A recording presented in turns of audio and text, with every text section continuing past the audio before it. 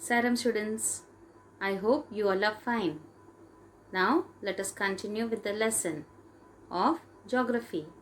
Lesson number 7, our country, India. Children, in our previous class, we had learnt that India is a country of vast geographical expanse and it is bound in the north by the lofty Himalayas, in the west by the Arabian Sea, in the east by the Bay of Bengal and in the south by the Indian Ocean.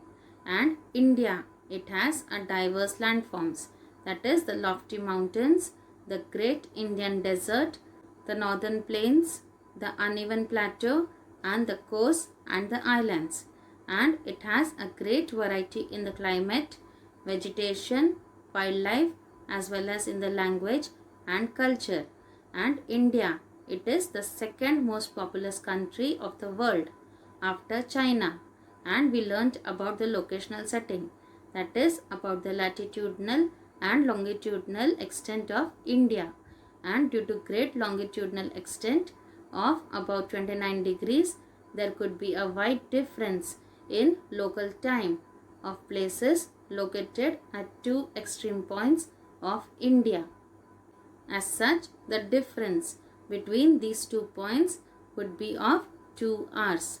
So, the sun, it rises 2 hours earlier in the east, that is in Arunachal Pradesh, than in the west, that is in Gujarat. Now children, today let us learn about India's neighbors and about the political and administrative divisions and also about physical divisions. Now children, let us begin with the lesson. Let us learn about India's neighbors. Children, do you know there are 7 countries that share land boundaries with India? How many countries share the land boundaries with India? There are 7 countries that share land boundaries with India. Can you name them? The 7 countries are Afghanistan, Pakistan, China, Nepal, Bhutan, Myanmar and Bangladesh.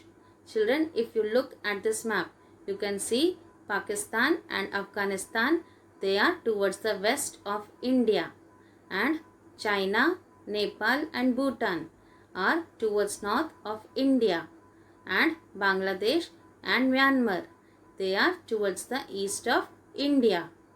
So these are the 7 countries that share land boundaries with our country, that is with India. And children, across the sea, that is to the south, lie our island neighbors. Which are they? They are Sri Lanka and Maldives. So Sri Lanka and Maldives, they are our island neighbors which are towards the south of India. And children, we have learned about strait.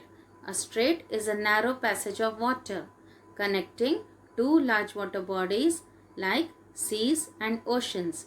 Children, can you name the strait between India and Sri Lanka?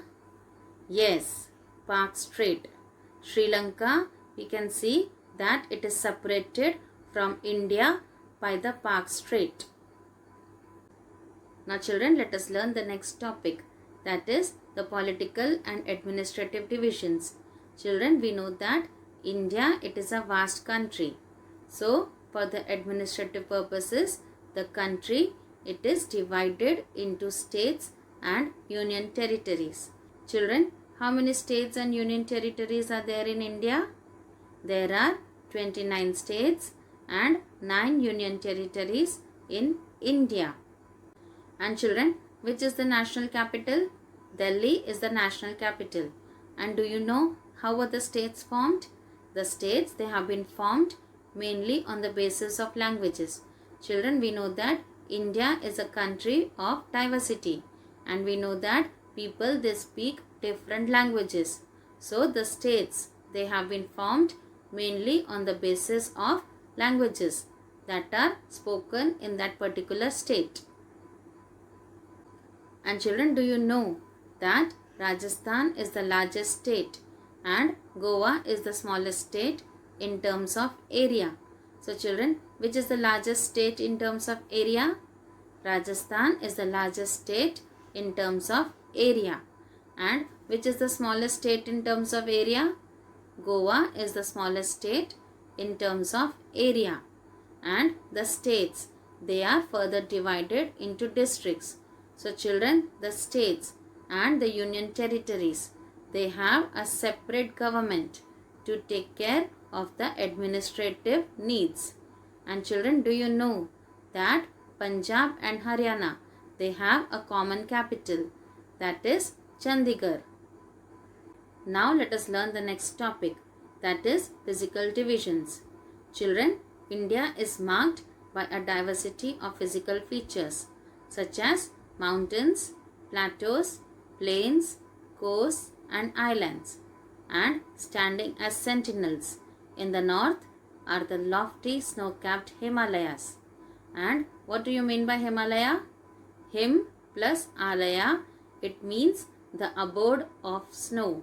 Children, we have already learnt about the Himalayas, isn't it? So children, major physical divisions of India are the Himalayas, the northern Indian plains, the Great Indian Desert, the peninsular plateau, the coastal plains and the two groups of islands. And children, what do you mean by sentinels? Sentinels means to guard or protect.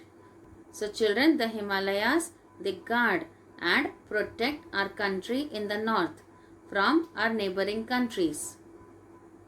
Now children, let us learn more about the mountains.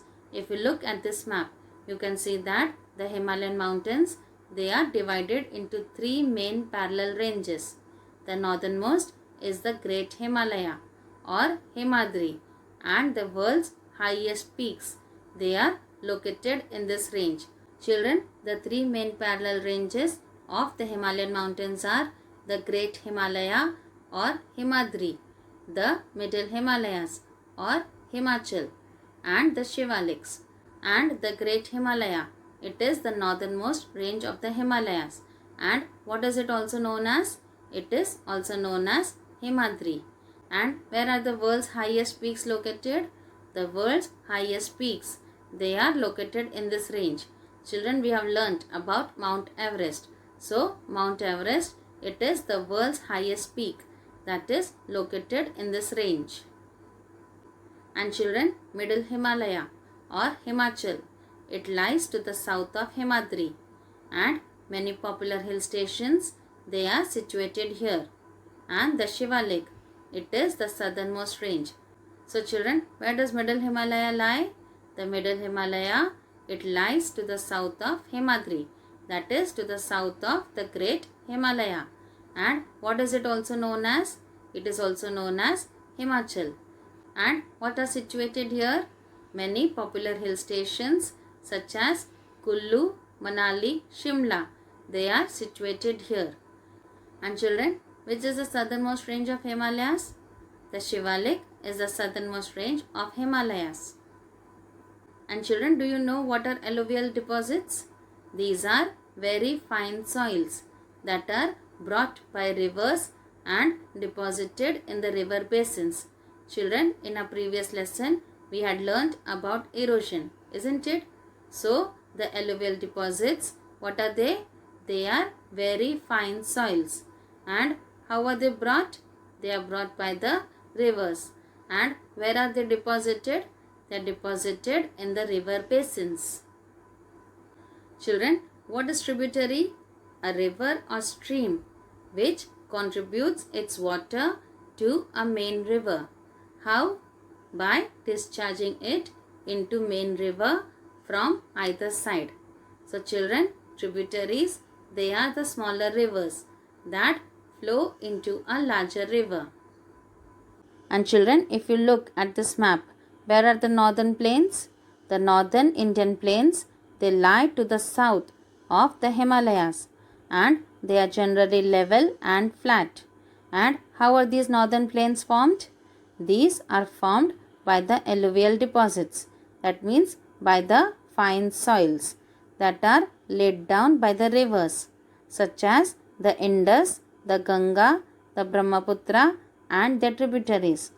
And children, these river plains provide fertile land for cultivation. That is the reason for high concentration of population in these plains. So children, why do a large number of people live in the northern plains? Because these river plains, they provide fertile land for cultivation. Therefore, a large number of people live in the northern plains. Now children, let us learn about the Great Indian Desert. In the western part of India lies the Great Indian Desert. So children, where does the Great Indian Desert lie? It lies in the western part of India. And you know that the desert, it is a dry, hot and sandy stretch of land. And it has very little vegetation. So children, how is the Great Indian Desert? It is a dry, hot and sandy stretch of land. And how is the vegetation? It has very little vegetation. Now let us learn about the Peninsular Plateau. Children, we have learnt that the peninsula is a piece of land that is surrounded by water on three sides. So, to the south of northern plains lies the Peninsular Plateau and it is triangular in shape. The relief is highly uneven and this is a region with numerous hill ranges and valleys. So children, where does the Peninsular Plateau lie? The Peninsular Plateau, it lies to the south of northern plains.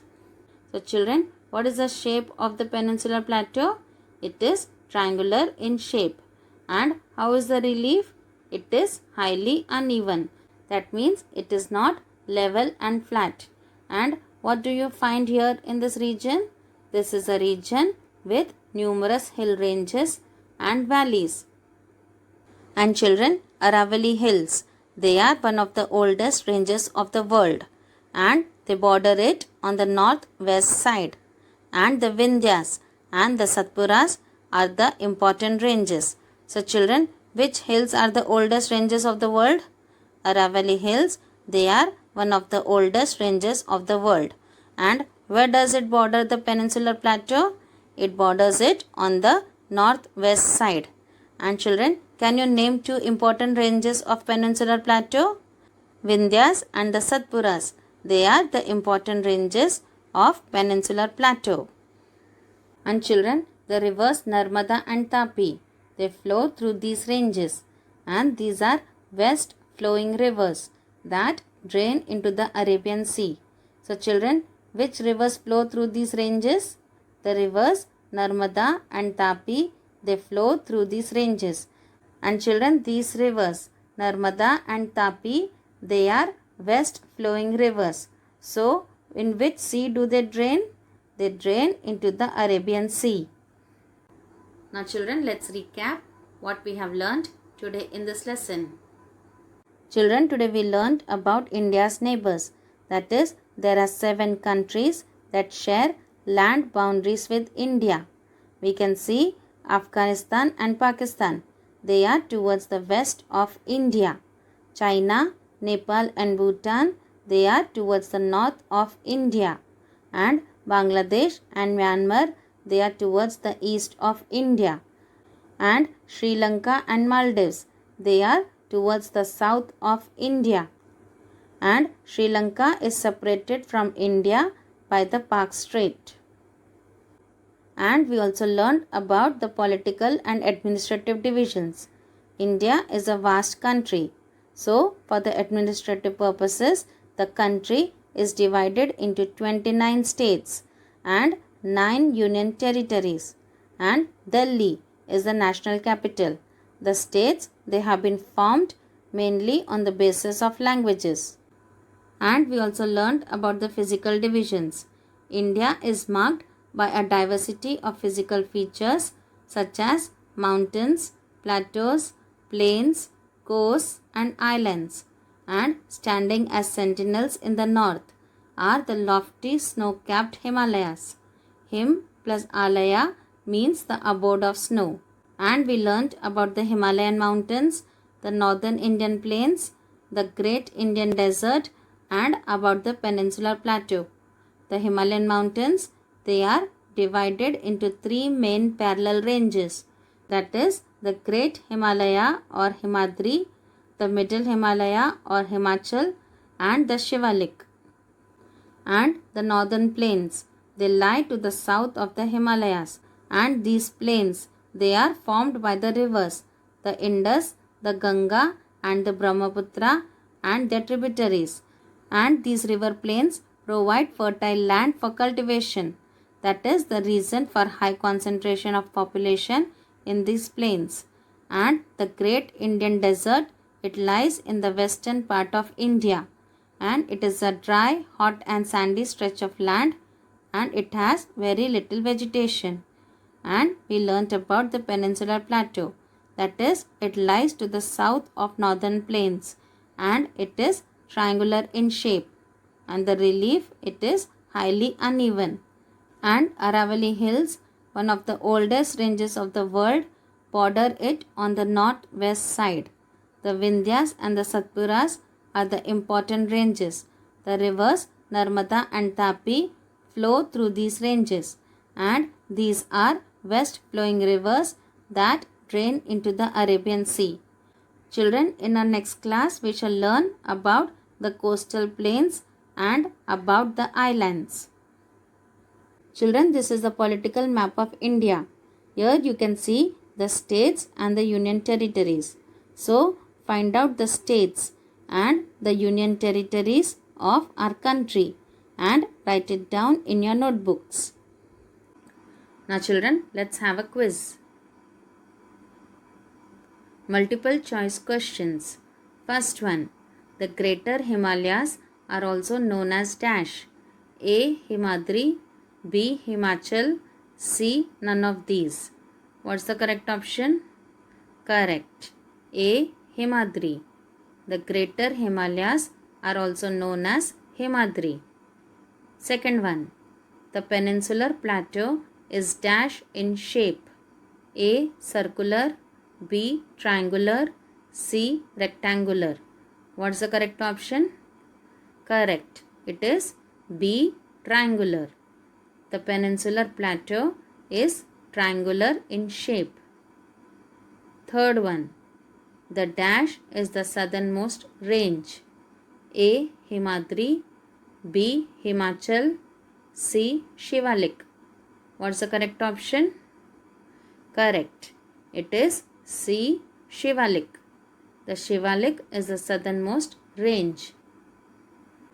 Fourth one, the river Narmada falls into the dash.